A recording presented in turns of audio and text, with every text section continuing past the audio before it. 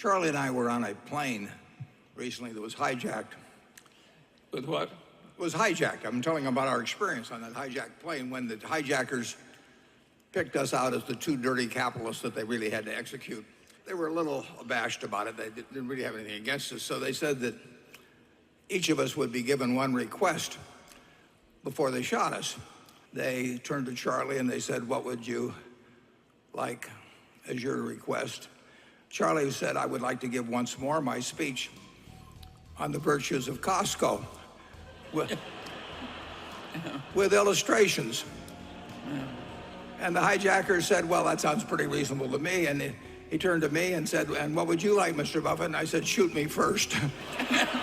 Woo! Baby, what a rough day for the consumer staples sector and us dividend investors, man. Costco, one of Charlie Munger's favorite stocks. He didn't even really care about the value because the long-term prospects are so absurdly astounding for this company. He's trading down 12.41% today alone, guys, with a PE of 35. To put that in perspective, Costco trades for a higher multiple than Apple, Microsoft, Google, Facebook. But why is it trading down so dramatically today on a day where it didn't even post earnings? Its earnings don't come out till May 26th. Well, this has everything to do with Walmart and Target, which recently posted earnings, and dealing with the supply constraints, guys. Oh my God, just getting absolutely clobbered on their bottom line. So let's talk about this, because Walmart somehow is only trading down 6%, less than Costco is, and it's the one that revealed these earnings, right? But from the recent highs, guys, it is down 23%. And just take a look, because from analyst expectations, it missed the bottom line EPS by 12%, but had record revenues, hitting analysts above analyst expectations of 1.62%. But look at Target, guys, down 34%, almost 35% from its recent highs, and on a single day wiping out about a quarter of its entire market cap. The only one of these two giants that's trading for an actual reasonable valuation here. But my God, guys, it missed EPS analyst expectations by 28.53%, yet still experiencing wicked revenue, all-time high revenue, beating analysts by 2.81%. So let's dive down into these bottom line earnings report. We'll take a look at the broader consumer staple sectors, and then we'll take a broader view of the market. So consider hitting that like button, folks, because supply constraints, this recessionary period when I feel like is going to be winding back this spring, that is the stock market, that will inevitably lead us into a new bull market. I can say that because when companies like Apple can post record bottom line numbers and say that they're almost losing $10 billion a quarter because of some of these issues, you know inevitably those supply constraints are going to work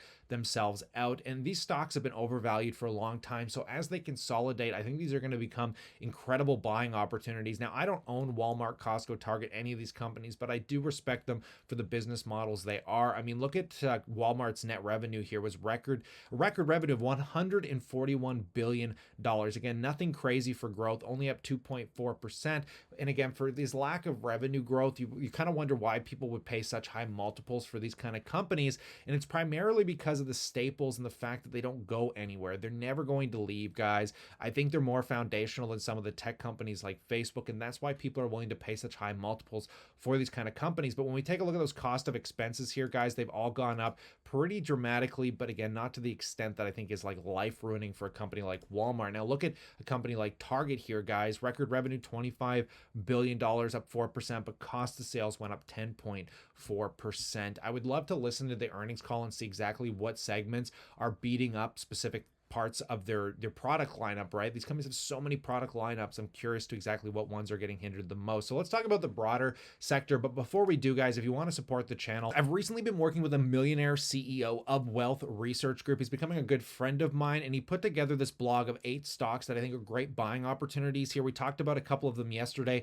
like Roper. If you come on to the link in the description below, put your email in here. He will not spam me. He rarely writes blog posts, and I find them to be fairly groundbreaking. And yeah, you'll support the channel because I'll make a little bit for you signing up, but I really believe in what he's doing and I support him 100%. So I'm probably going to work with him on blog posts into the future here. But let's talk about some of these broader consumer staples, because all my favorite companies today from the dividend perspective are just getting slaughtered. I mean, on a single day, Pepsi's down 4.6% here, still trading for that high multiple of 22 here, guys. But you got to remember, people have always been willing to pay higher multiples for these kind of companies because of their foundational, basically price pricing power in this logistics nightmare, this kind of recession. They can raise prices as high as they want, and I'm seeing it on those chips like Doritos every time you go to the store now.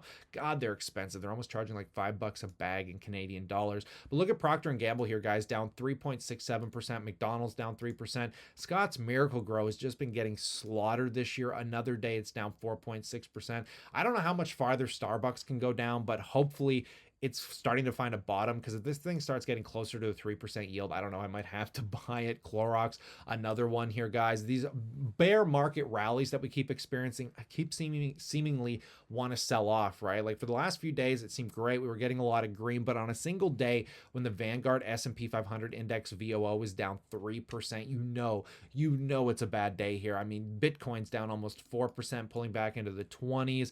QQQ's down almost 4%, and there's far and few in between when we're talking about green in our portfolios. I mean, Ryokan, my utilities, these have been really good places for me to hide out this year, because the utilities have been just flatlining or finding some green on these bear market days, or these, these sell-offs. So let's just take a look, because Southern Company's in the green today, but I mean, Tesla's down another 6%. There's just not a lot going on here today, folks, other than another continued buying opportunity, because as I continue to mention, guys, these are the dips where you want to continue to accumulate, because in the next 6 to 12 months, I really feel like this market will have bottomed out if it hasn't started to find a bottom already, and we'll start going back into a new rally, because again, all of this stuff is getting priced in. I think we're going to go beyond the fact of pricing into being oversold, and then as that spring in the stock market winds back, as the supply constraints work themselves out, as this geopolitical event comes to an end, as everything has started to cool off with real estate, inevitably, the interest rates, all of that's going to get baked in. They're going to stop raising the interest rates, and then boom, back into a new bull market is what I'm crossing my fingers is what we're going to experience. That's my little bit of a prediction, I'm going to say, for the stock market future, but I want to know what you think is going on here. Do you own Costco, Walmart, Target? Do you care about those earnings? I'd love to know what you think about the general market here. I just love the opinions. I've been reading through your comments, and I'm sorry about the spam. I'm going to go through, I'm going to delete a lot of the spam, block those fake accounts. It's getting real brutal lately here, folks. But on that note, stay cool, stay awesome, and as always, I look forward to catching you in the next one.